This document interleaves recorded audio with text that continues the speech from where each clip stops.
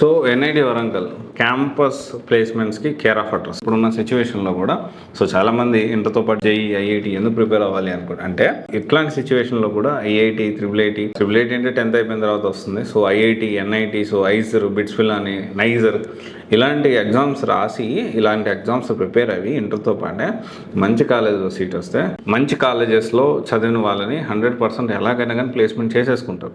చాలామంది parents students కూడా ఇది ఆలోచించాలి, కొంచెం సీరియస్గా తీసుకోండి. సో చాలామంది అంటూ ఉంటారు 10th ఒక్కటి మీరు కష్టపడి సరిపోద్ది, ఇంటర్ పర్వాలేదు జాలీగా ఎంజాయ్ చేయొచ్చు, ఇంటర్ ఒకటి కష్టపడి ఇంటర్లో అంటారు, అండ్ ఇంటర్ అయిపోయిన తర్వాత బీటెక్ ఒకటి కష్టపడి డిగ్రీ ఒకటి కష్టపడి అంటారు. కానీ నేను ఏం చెప్తున్నానంటే నిజంగా కూడా మన లైఫ్ అనేది అలవాటు అయిపోవాలి. సో జాబ్ వచ్చిన తర్వాత కూడా ఫ్రీగా ఉంటుందంటే అట్లేం ఉండదు. కంపారిటివ్లీ మనకి ఫైనాన్షియల్ బర్డన్ లేకుండా కొంత ఏదో మనం మంచి జీతం వచ్చి మంచి జాబ్ వచ్చిందంటే ఫ్యూచర్ అనేది బాగుంటుంది. దీనికి సంబంధించిన అప్డేట్ ఏంటి అంటే ఈ ఏడాది అంటే 24-25కి దాదాపు 1508 మంది అటెండ్ అయితే దాదాపు 1201 మందికి జాబ్స్ వచ్చాయి. హైయెస్ట్ 64.3 lakhs వచ్చింది. అండ్ దీనికి సంబంధించి లాస్ట్ ఇయర్ కూడా మంచి ప్యాకేజ్తోనే వచ్చింది. So last year 1483 members placement కోసం కూర్చుంటే దాదాపు 1128 మెంబర్స్కి జాబ్ వచ్చింది. And highest package last year 88 lakhsగా ఉంది. సో 12 మెంబర్స్కి దాదాపు 68 lakhs ప్యాకేజ్ వరకు ఉంది. సగటు లాస్ట్ ఇయర్ యావరేజ్ వచ్చేసి 15.6 lakhs వరకు ఉంది. అండ్ ఈ సంవత్సరం అంటే ఓవరాల్గా నేనేం చెప్పదలుచుకున్నానంటే సో ఎన్ఐటి వరంగల్ డెఫినెట్లీ మనకు ఐఐటీస్లో చాలామంది ఈ మధ్యకాలంలో ఏం చేస్తున్నారంటే న్యాక్తో మాట్లాడి దాంతో కూడా ర్యాంక్స్ వేయించుకుంటున్నారు డబ్బులు ఇచ్చి.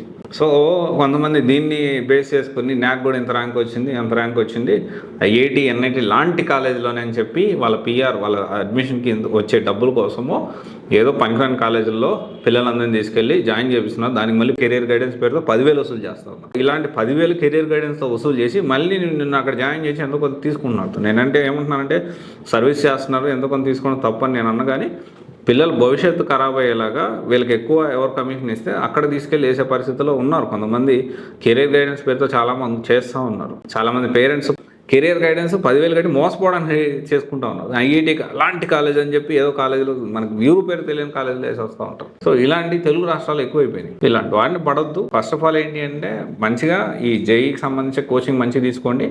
జేఈ ఇంటర్తో పాటు ఐఐటి జేఈ కోచింగ్ జాయిన్ అయ్యేటప్పుడు కూడా మంచిది సెలెక్ట్ చేసుకోండి. మంచిది సెలెక్ట్ చేసుకొని ఐఐటి జేఈఏ కాదు జేఈ ఎగ్జామ్ ఒకటే కాదు, ఐజర్ అని నైజర్ అని తర్వాత ఇంకా మనకి చాలా ఉన్నాయి, బిట్స్ పిలాని అని తర్వాత ఇంకా చెప్పుకుంటూ పోతే చాలా ఉన్నాయి. సో అలాంటి ఎగ్జామ్స్ అన్నిటికి కూడా ప్రిపేర్ అయ్యేలాగా అలాంటి సపోర్ట్ సిస్టమ్ ఉండే కాలేజ్ని ఎంచుకుంటే ఒకవేళ మంచి ఐఐటీలో రాకపోయినా కానీ ఎన్ఐటీలో వస్తుంది. అలాంటి దాంట్లో రాకపోయినా ప్యారలల్గా బిట్స్ పిలాని రాయొచ్చు. ఇలా మంచి మంచి కాలేజెస్ ఉన్నాయి, వాటిల్లో సీట్ తెచ్చుకోవడానికి ప్రయత్నం చేయండి. సో డెఫినెట్లీ ఇప్పుడు కష్టపడకపోతే మంచి కాలేజ్ జాయిన్ అవ్వరు, మంచి కాలేజ్ జాయిన్ అవ్వకపోతే ఇంకా ఫ్యూచర్ అనేది ఇంకా టఫెస్ట్ అవుతుంది. క్యాంపస్ నుంచి బయటకు వస్తే జాబ్ వచ్చే పరిస్థితి ఇంకా కష్టమవుతుంది. ఇప్పటికే చాలా కష్టమైపోతుంది. ఆల్రెడీ మనం మార్కెట్లో ఉన్నాం, చూస్తున్నాము.